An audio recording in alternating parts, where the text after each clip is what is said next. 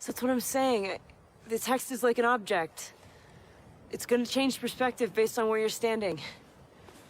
I don't know. Hello? Can you hear me? Can you hear me? I missed you, baby sweet. It was a day. It was a day. Please tell me you're seeing this too. From Seattle, we're drinking the movies. I'm Taylor Baker. And I'm Michael Clausen. Once again, we're drinking the ECS Twin Star Lager. Still delicious. Still nice and cold. delicious. Still Effervescent. But also mellow. Refreshing. Very refreshing. Delightful. We are discussing some early films from the filmmaker Kelly Reichardt. One of which is called Old Joy. The other is River of Grass, which means Everglades in direct translation from the Native American, right? According to the movie itself. Yeah.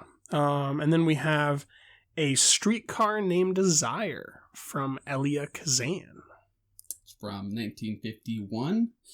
Make connections with Kelly Reichardt as you see fit. We'll see what we can come up with. There are characters and cameras. They are movies, huh? Didn't even think about that. We got stuff to work with. People talk. But first, what do we do? First impressions, Michael. What do you want to do first? Oh, we are starting with Vitalina Varela. One of your most anticipated films of the year. Let's take a peek. Há mais de 40 anos da espera em bilhete de avião para mim para Portugal. E fica para o resto da minha vida. Cordeiro de Deus, que vos terás pecado imundo, tende piedade de nós. All right, Michael, that's the trailer for Vitalina Varela. What do you think? It remains one of my most anticipated movies of the year, maybe even higher. Why not? I've loved Pedro Costa's previous work. I think he just has ridiculously beautiful compositions, these really dark colors, like just pitch blacks and browns. I think they're just, the chiaroscuro look of them is just so gorgeous to me. The depth of feeling, it just seems to run so deep, and I like the cinematic quality of it to me, and kind of the formal rigor of it. I think it looks fantastic. But what about you? First impression? I think I agree with everything you said. I mean, the lighting and the shadow work is obvious, but the framing seemed utterly meticulous. There's a brief frame where a man is inside of a grate that is meant to be a sun pattern, and he's inside of the inner circle of it. It's just those little extra things that I really like in formalism, mixed with my favorite type of lighting, which is low light with expert use of shadow. It looks really intriguing. I don't know how enraptured I'm going to be by the end of it. I suspect it probably won't crack my top 10, but I imagine that the experience I have with it will be something similar to The Mustang, even though they're very different films, where the emotional ride that I take and how much it's just about one thing really, really sticks with me. Coming out in just a couple of weeks, so not too long to wait. On to The Road's Not Taken. What kind of endings do you prefer? Depends on the story. What happens in yours? In my story, a man sets off on a long voyage and overcomes one obstacle after another. And on the last page, he has to decide to continue his life in exile or to come back home to what was once his home. All right, we just watched the trailer for The Road's Not Taken, directed by Sally Potter. Thoughts? Yes. A mournful film starring Javier Bardem in which he, at least temporarily, plays a writer character. Yeah, I tend to like it when Javier Bardem plays characters named writer.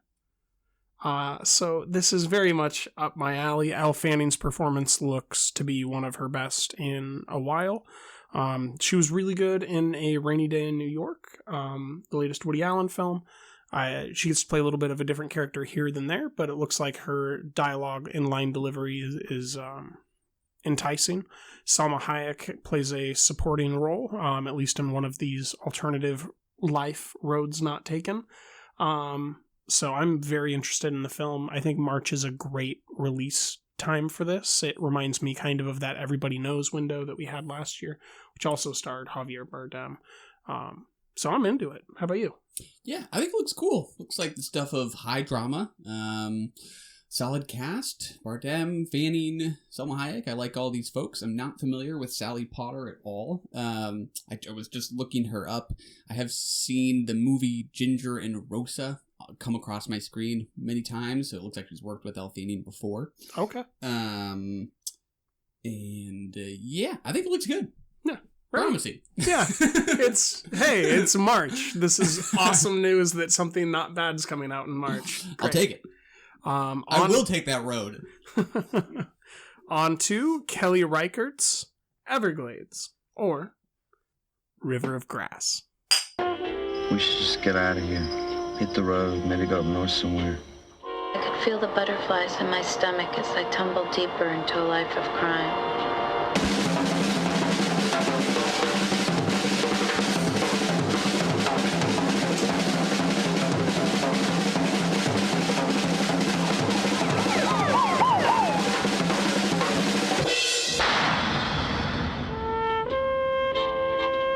All right, Michael, I think your opinion of this film might be slightly higher than mine. It has some interesting moments. I think the tone management is very difficult, especially for a first-time film. I think her characters are really interesting choices. But as a piece, I had a hard time staying interested in watching it. How did you feel about this film? I definitely didn't struggle to remain engaged with it. I definitely thought her experimentation with the form kept me very engaged. I would never have guessed had I not known that this was a Kelly Reichardt movie. We should also say it's her debut, 1994. I think of her as known for her muted, very quiet character dramas. This is very kind of playful in its form to me, even though the setting and the characters are maybe a little bit downbeat. I do think there is kind of this freewheeling quality to the shape of it to me. And that kept me pretty into it, just to see what she was kind of doing with editing and inserts with still photos, and the score was not anything I would associate with Kelly Reichardt. That actually all kind of kept me on my toes, but I think I would agree. I think these characters are thinner than what we've come to expect from her, perhaps. Yeah, I think I was most engaged by the father who loses his gun. Really? I would have anytime he was on the screen, I was like into whatever the story was that was happening. I found it really comedic and just fun, whereas Cozy's storyline, I just never felt like it really mattered, and that's something to do with the way that she shoots the film. It's kind of the way that she shoots Wendy and Lucy. It's in this way in which the viewer never really feels like there's a threat to the main character, which is something that doesn't happen for me in Meek's Cutoff, because of the way that she's shooting. It almost works. It works with the form because it creates trepidation because we don't know what's outside of the frame of the camera. And here, there's just really no stakes for me to care about. I wasn't invested in her leaving her husband or any of that stuff. It just was very unengaging to me. And then the our villainous character who I guess has a certain magnetic quality, also just I had a hard time caring about these characters. That's interesting. I did find most of what happens with the cop to be funny. Him losing his gun like multiple times. Mm-hmm. Him losing it once, finding it, then losing it again, not finding it that time. That was funny. And the journey of the gun in the film also humorous. It becomes this kind of loaded object. But it also, like, it does what he would want it to do for his daughter in some ways to save her, quote unquote, but also it allows her to repeat what her mother did to them. So it's, but yeah, to me, it did feel like there was a threat, and that the threat was just unhappiness for this housewife. I very much thought of Wanda, Barbara Loden's Wanda, about a woman who's just kind of dissatisfied with domesticity and wanting to escape. I think Loden's eye and direction might be a little bit more my preference. Oh, I agree. I think that's the better movie, no doubt. I just, in terms of what is at stake, I think that was the similarity for me. And it's even a little just what the shoegazy. story's about. I think both these films we'll talk about from her are a little bit shoegazy for me. Ponderous or something? Yeah. That's exactly what I kind of like about them. Yeah, I mean, there is an enjoyable quality to the shoegaziness, but it totally, for me, retracts from caring about the timeline or, like, staying engaged, because there is no trepidation. Because it is shoegazing a little bit slower. Yeah, I use the word ponderous. I think I take that back. I think that was maybe just to get at what you were suggesting. I don't think I necessarily feel that way, because I think it is a funny movie. And I think for me, it's definitely towards the end that the point kind of becomes clear, when this story of lovers on the run from a crime that they actually didn't commit comes to light for this housewife. And she says, if we weren't killers, we weren't anything. And to me, it's just about the desire to not be a nobody, to feel like you've made an impression in some way on the world. I don't know, that totally rang as real for me. But I think it plays in a very dryly funny way. I think the tone is actually kind of fun. I wouldn't disagree, but I'd also say that if it's not ponderous, it's pondering. It's about those things that you just said, which to me is like a thoughtful thing, which is, to ponder is to think. So I wouldn't completely retract it. Maybe you didn't mean it derogatorily. Right. Which I might mean it a little bit more derogatorily, in shoegazy, not in the most flattering way. It is interesting, though, like the act of violence, the real act of killing in the film, the way that it's shot and edited, I think is very interesting, because we see the gun go up and out of frame, and we hear the bullet, and we see the door close, but we don't see him get shot, and we don't hear the thud of the body. It's kind of an interesting use of form, and like it's a very intriguing first piece, but it's not my thing, I guess. Yeah, and don't get me wrong, this is not my favorite Kelly Reichardt movie. Like, I think I like what she has gone on to do better. It's fun to me to see someone say that I am a filmmaker. I'm going to use these tools. I'm not, a writer. I'm not here totally about plot. This is about playing with the form. I can't help but go for that. No, in like shoestring budget wise, it's impressive. This is one of the earliest oscilloscope films I think I've ever seen in my life. And it's just impressive to see as much work on such a small scale in such a really, really restrictive environment for a first-time filmmaker. Yeah.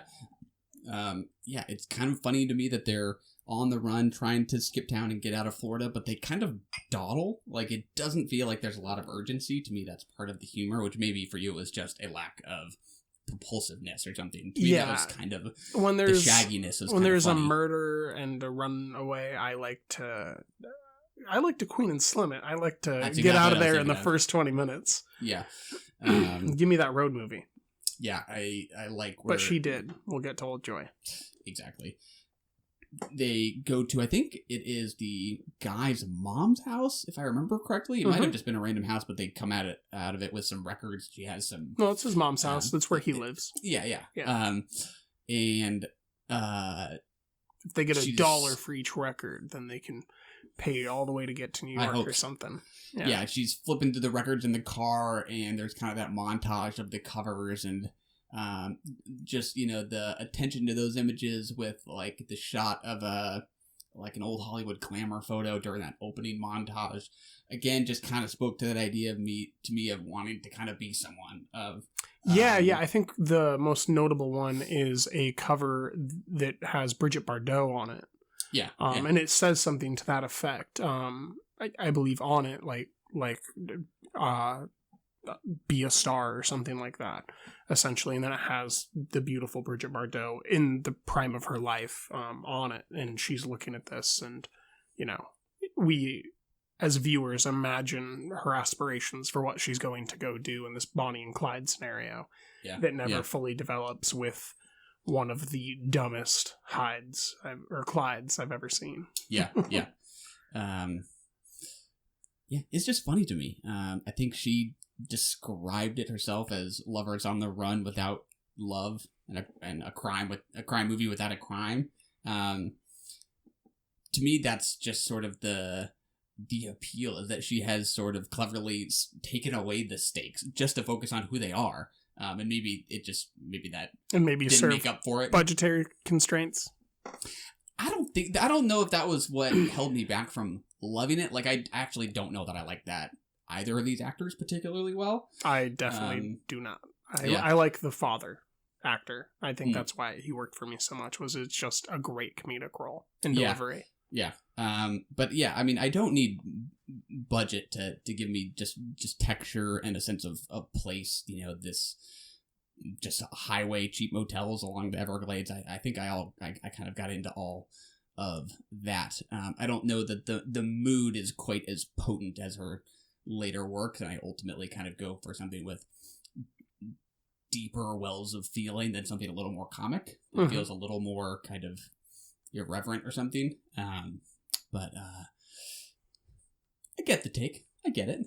I think we're actually fairly close, but you definitely like it more than I do. Yeah. I think you gave it 3.5 and a heart. Yes, that is correct. I give it a 3, no heart. Pretty similar. We're there. Yeah.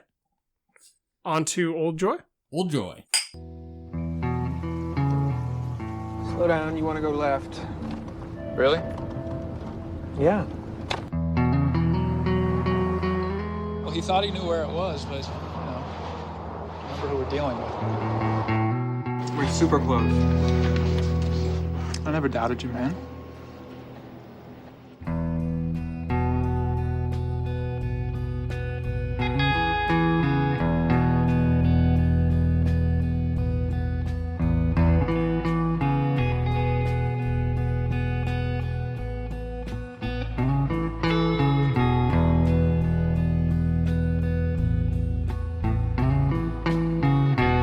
Yola Tango performs the OST of this film, and it sets a excellent mood that kept me on the entire ride. No issues with staying in for this one. I completely agree. It's crazy to me. There are 12 years between Old Joy and River of Grass. I think this came out in 2006, which do feel like very different And this is her sophomore effort? That's right. What did she do for 12 years? That's a great question. I don't know. I hope that there's like 9 movies that we're going to get on Criterion at some point. Yeah. I really liked it. Old Joy, it's set in Portland.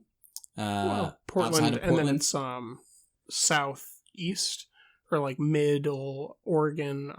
It's in between Salem and Beaverton, and then to the east.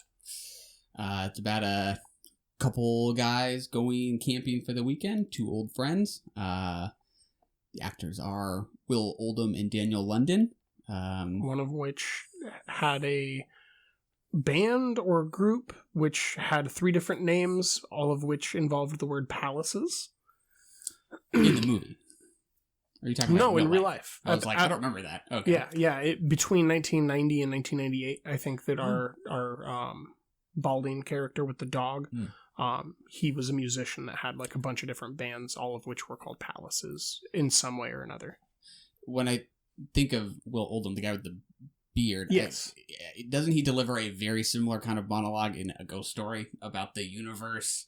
He's the guy during the party. Yeah, right? I think he exists to do this thing in indie movies. Yes, it's very funny to me. But yeah, I very much dug this movie. Found it very peaceful and kind of tranquil, and I found it like kind of stressful, just under the surface in certain moments. Yeah, when he's rambling in the hot springs, particularly, I was like, just shut up. Oh, interesting. You just did not care for him. Well, just in certain moments, but I think in general, I probably don't care for him as a person. Yeah, I usually don't go for drug-induced philosophizing, but then which he does some of that. The book ending that Reichert does with our other character, where he's in his car listening to a political talk show that's just completely pointless and empty, vacuous, but also like stressful and degenerative for like the idea of a soul or something. Like, it's just the worst possible thing for someone who's exhausted and trying to like do something meaningful with their life. And the way that she bookends the beginning of the film when he's in the car and the end of the film when he's in the car with this totally pointless negativeness is just, it capitalizes on the benefits of that maybe vacuous but ponderous and thoughtful drug-induced ideas that we get in the middle.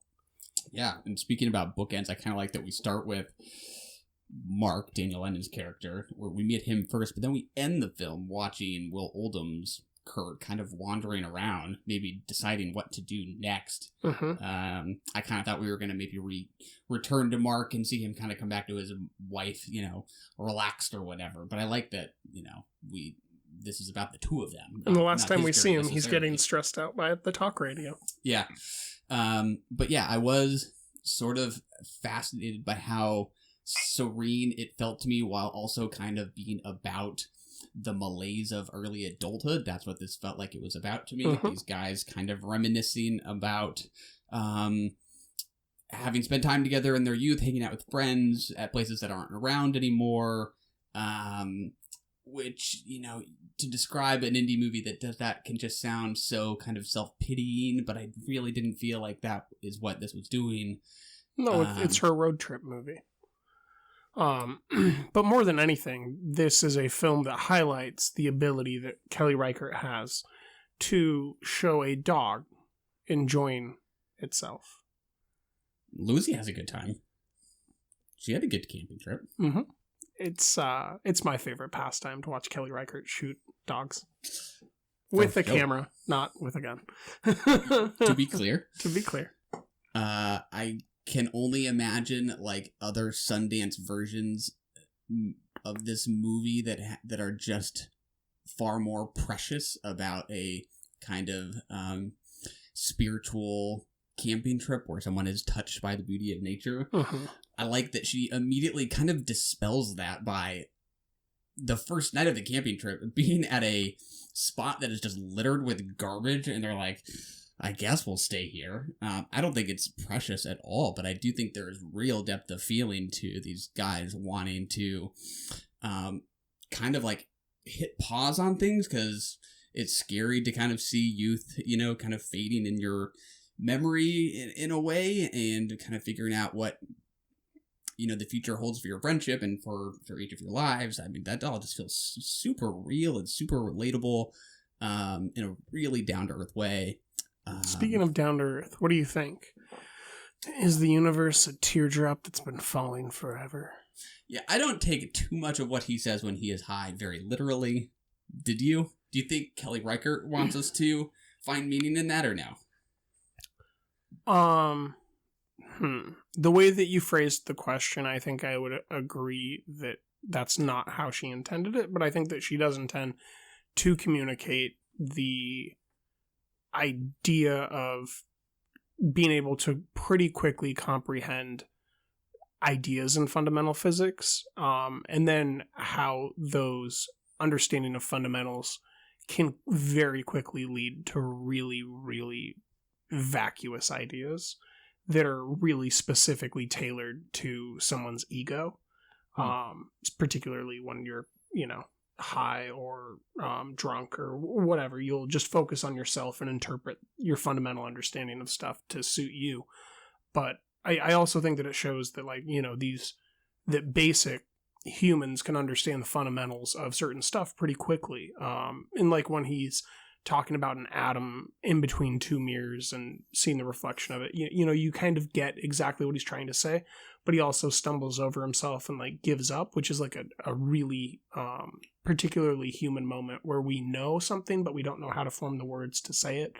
And someone that's like on our wavelength or whatever gets it without us having to finish, and someone that doesn't.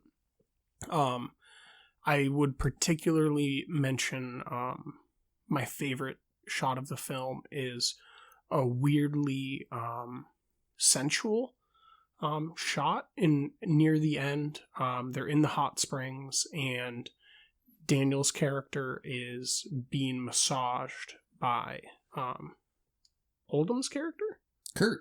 Mm-hmm. Yeah, and we go to his left hand, and the way that it's shot is just really expressive and emotional. Mm-hmm. It's the shot of the movie. Yeah, I agree. It's fascinating. I've never seen a shot of a hand like that. And it's out of the water, and it has a wedding ring on it. And kind of it's edited perfectly to the point where right when we notice that the point is the wedding ring and what this means for their relationship as men together, it slips into the water, and this really... It's not sexual, but it's really close to sexuality or romanticism or sensuality. It's right in there. I really, really loved that shot. It made the entire movie for me. Oh, I will not argue with you on that one. I do think that is the shot of the movie. Easily my favorite. And yeah, I would agree. There's kind of a sensuousness to it. And to me, it's partly just about... like, have you ever seen a man's hand shot like that? I mean, can't think of maybe in, like, if Beale Street Street could talk in some ways, but it's not the same. Yeah. There's just a real relief that comes with it for me, that it feels like there is this weight being lifted. Or tension dispersing. Yeah, 100%. And I don't think this is a tense movie, which is kind of interesting. It's not like we've seen this guy be super anxious. He's very kind of inward about, you know, his ennui, but you very much feel this kind of weight lifted off of him when he can let his hand down into some water. The shot, for sure. And on the note of Will Oldham's philosophical and existential talk when he's high, it partly just kind of gives me a sense of who this guy is, that he is a little bit up in the clouds, and that's maybe why, that is partly why I think this other guy worries about him a little bit, whereas the other guy is particularly practical. And that's leading to his own kind of anxieties about what the future has in store for him. And I don't think we look at either one and go, oh, they have life figured out. Definitely not. Some of what he's saying is kind of eye-rolling, but some of it also feels pretty spot on. I like that analogy about walking through the forest and seeing the mess of things and getting above tree line, and finally then seeing the shape of things, which is, to me, kind of about perspective. And this is about reaching a certain age in your life where you're suddenly looking back on youth and seeing the shape of it, and what you kind of miss, and what you then kind of worry about going into the next phase of your life, and what everyone's doing, Yeah. Look around, you see trees and rocks and bushes pressing around you, and then you get above the tree line, you see everything you just went through, and it all like comes together. You see that it has a shape after all. That all just feels super real. And it's a point that the other character played by Daniel, I don't remember the name of the character, needed to hear, because he's the more practical one. But then the practical points that character can make, the other character needs to hear. It's an interesting counterfactual that the screenplay created. And that undercurrent of Yo La Tengo weirdly just meets every little bump in the road just perfectly. Very nice. The way that it ramps up when they go into the cafe, and like everything feels like it's about to get righted. And she's like, "Oh, I've never been there, but I got the map in the back, I think." And just the music cues are really, really good for a sophomore effort with an indie director and an indie band. Yeah, it is the kind of music it needs, not electronic stuff or anything heavy, just light kind of acoustic stuff that you just, easily kind of fall onto its wavelength. Big fan of that. And you already mentioned best shot of the movie. Any other particular scenes that stood out to you?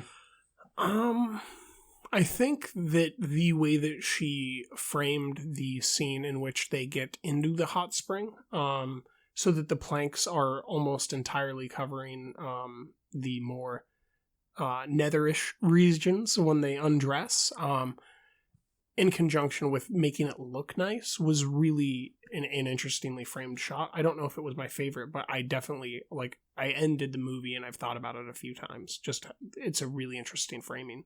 How about you?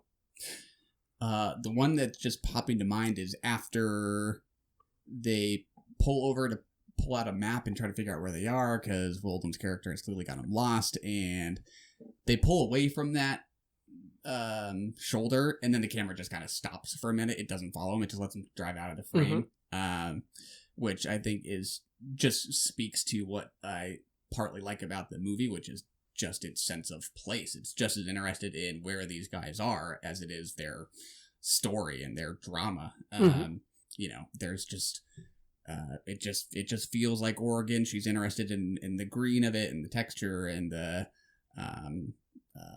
kinds of houses in Portland and the way the streets are, and I just all that sense of place is nice. The way that she shoots the canal under the bridge is just nice stuff. Yeah. I was like, I've been there. The way that she shoots stuff, it's just fun to be like, oh, I've been there.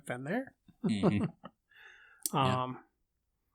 If there's nothing else, on to Elia Kazan's Streetcar Named Desire. All right, let's switch gears. It won the Pulitzer Prize, the Critics' Award, the most revealing play ever written. New York, London, Paris, Brussels, Rome, all cheered it. It's an even greater motion picture.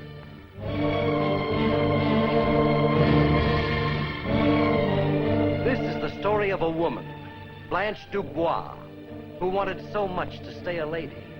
A vivid, vibrant, exciting story, because every searching chapter was written by men. Men who taught her to trust and to hope, to love and to hate. The youth who brought remembrance of yesterday. The man who was willing to take her out of the dark alleys of New Orleans. The brute who lied and cheated, who promised everything, gave nothing. Don't you ever talk that way to me. Disgusting, vulgar, greasy. And who do you think you are, a couple of queens or something? Could it be you and me, Blanche? What does it cost for seeing furs like that? Why, these are tribute from an admirer of mine. Well, he must have had a lot of admiration. Switching tones a little bit. Just a smidgeroo. Going back in time about 60 years. Vivian Lee stars as Blanche. And what's the name of Marlon Brando's character? Marlon Brando plays Stanley Kowalski. That's right, the Polak. That is correct. He loves that endearing term. It's based on a play by one Tennessee Williams. This is the first time I've seen this movie. Same for you as well, right? Yep, first time classic. I like this movie. What about you? I love this movie. This is an awesome movie. It's all in Tennessee Williams' stage play, and then the framing that Kazan gives it, and the thoroughness of whoever his cinematographer is that I'm forgetting the name of in that lighting crew, like just the crew on all those sublines make this movie work in conjunction with Vivian Lee. I don't particularly care for Brando's performance. It's not bad. Wow. It's not bad, but I expected to be a little bit more riveted. And I wasn't. I was like, yeah, he can play this. I could see Kirk Douglas playing this. Like, I could see a lot of different actors playing the role and delivering it fine. It didn't seem like he was doing something special that no one else can could have done for the piece. Whoa, fascinating. Okay. So that definitely surprised me. I'm forgetting her name, but the neighbor who plays a supporting role absolutely sells that world to me. That little tiny block of New Orleans does not exist without that neighbor for me. Eunice, neighbor's name, played by Peg Hillius. She played the same character in the Broadway version that ran for, I believe, a few years. And then she was cast in that role here. And I think that in a close-up near the end, when she delivers a line to Blanche, there's so much nuance to her facial reaction that there's no way you get that piece of acting without someone walking the boards for that long playing that role. Yeah, she was good. Yeah, I thought the acting was phenomenal. I very much like Brando, and story-wise, I just thought it was a very interesting kind of microcosm of class and cultural conflict. With Stanley being this kind of unpretentious, working-class tough guy, and Blanche as, so much more genteel and formerly rich, a socialite, and she's downwardly mobile in a social sense and refusing to accept it, and they kind of despise each other's way of life, but also kind of want each other. The way lust is kind of this film is famous for gaslighting. Yeah. It's hard not to say, this movie's partly about desire, because that they took the word away from you. You can't say it, but I'll use the word lust just to pick a different word, and how that kind of gets mixed up in their conflict, and I think that very much waxes and wanes. I think it's clearest when they first meet. He's all sweaty, and she's clearly attracted to him, and he takes his shirt off. And she's eyeballing him, Yeah, but then she's also kind of repelled by him. They hear like a cat upstairs or something like that, and he makes, a cat sound. And it definitely conveys at least how she sees him, as that kind of undomesticated kind of creature or something like that. I just got a very clear sense of what they each thought of each other. That gives it a lot of its charge. Sorry, the timer went off. You need to understand, in New Orleans, there's the Napoleonic Code, Michael. Yeah, just his vocal delivery is so good. When he's like coming on to her later in the film, and she's kind of retreating, like his grin, like he just has that diabolical grin. I thought was fantastic. Or when he flips out at the table at one point and throws a cup against the wall. I was so ready for him to turn back to the table and kind of be huffing and puffing. Like he just threw a cup full force, but he's totally calm, and he just says my place is all clean. Do you guys need help with yours? Totally relaxed, which is way more intimidating. I thought he was phenomenal.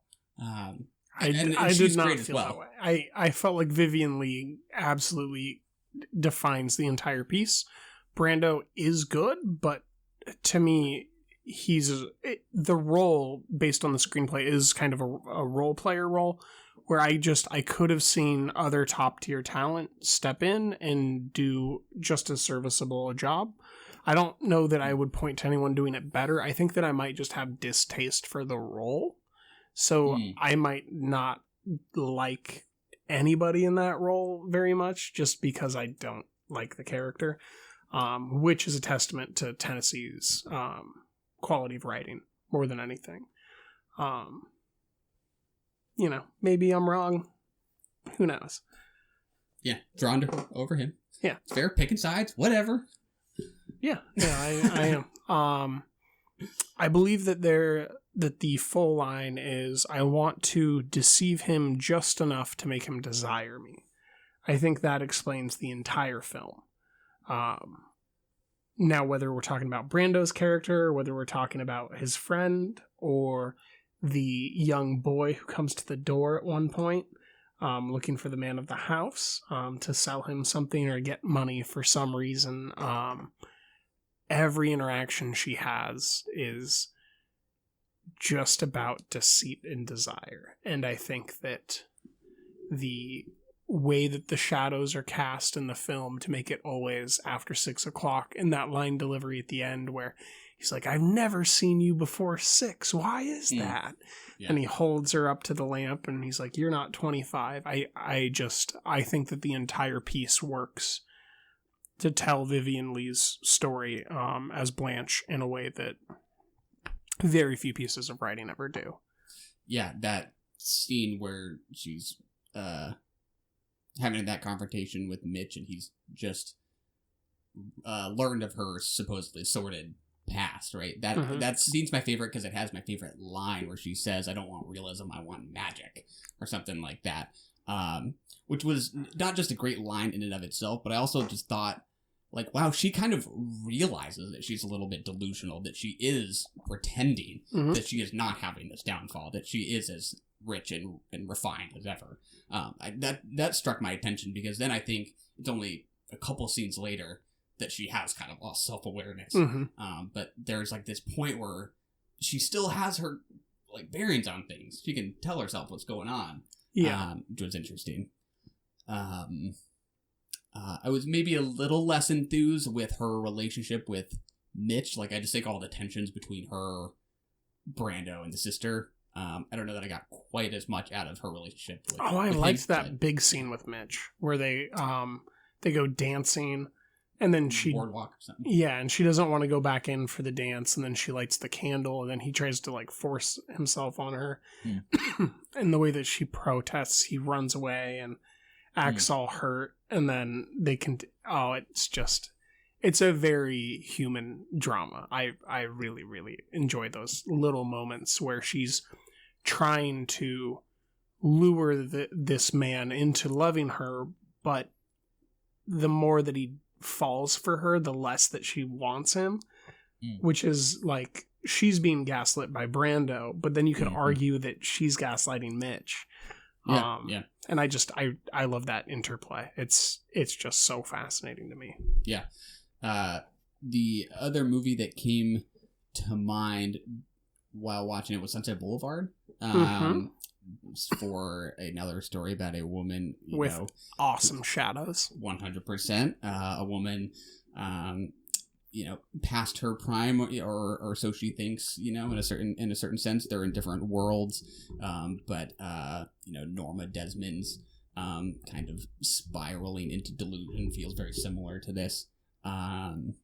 And they were only a year apart, which just kind of struck me as interesting. Wow, I didn't realize that. Yeah, I didn't realize that either until I was trying to remember who played Norma Desmond. That was Gloria Swanson. They share a little something there for me. But yeah, like you said, I think it's great looking too. I like that light outside the building that you keep seeing flashing on and off. Like if this whole movie's kind of throbbing with lust, I think that is a very nice evocation of that. I very much appreciated that, along with all of the other framing and composition. It's just a good looking movie. Do you have a favorite scene? I do like the confrontation with Mitch just for that one line. Like that was the line that jumped out to me. But it's weird to say I like this scene, but the other one that did stand out is when Brando's character kind of like tackles her on the bed and just is just cackling over and above her. Like that was just particularly intimidating and just kind of cruel. I was a little taken aback at that one. That was striking. We'll put it that way. What about you? Good question. If it's not, well, I've already talked about Mitch on the boardwalk, so I'd say either her arrival when we hear her talk about the streetcar desire, and the way that the smoke and the illumination of the lights works in conjunction with everything. But I'd also be tempted to say the factory fight with Mitch and Marlon Brando's character, which isn't particularly like great cinematography or anything, but in conjunction to the film, it's a totally different type of location with a full assortment of supporting cast or extras, whoever's in there. And the way that they customized the lighting, got the smoke going in conjunction with the shadows, and then I believe they do like a slow zoom in during the fight. Or maybe it was a pan cut zoom. It just, the way that all that went together, totally goes against the rest of the film, but it feels like a piece of it. And that was just really interesting filmmaking. Yeah, if I remember, I could be misremembering, but I think like it starts in the middle of the fight, right? That scene, which just... Well, it starts with them throwing words and like trying to bust through the extras to get at each other. And then it kind of goes in and we lose track of where we are because there's so many bodies. And then they're separated. Yeah. That it kind of skipped over Brando's actual telling of him. Like, that means only minutes before he was like, have you heard about her history? Like, that would have been a big moment. I don't think that's exactly how nice he went about saying those words. That was not a great impersonation of how he probably conveyed that. You are correct. Hey, you idiot dumbass! Probably more something like you know who you're trying to marry? For sure. It's a good scene. Anything else you want to discuss regarding Elia Kazan's A Streetcar Named Desire? That's all I got. All right. That was a fun classic throwback. I'll see you next week, Michael. Adios. Run! Go! Get to the chopper! We have to go. I'm coming with you. That was brilliant. You're the best and we love you! And that is another one in the can.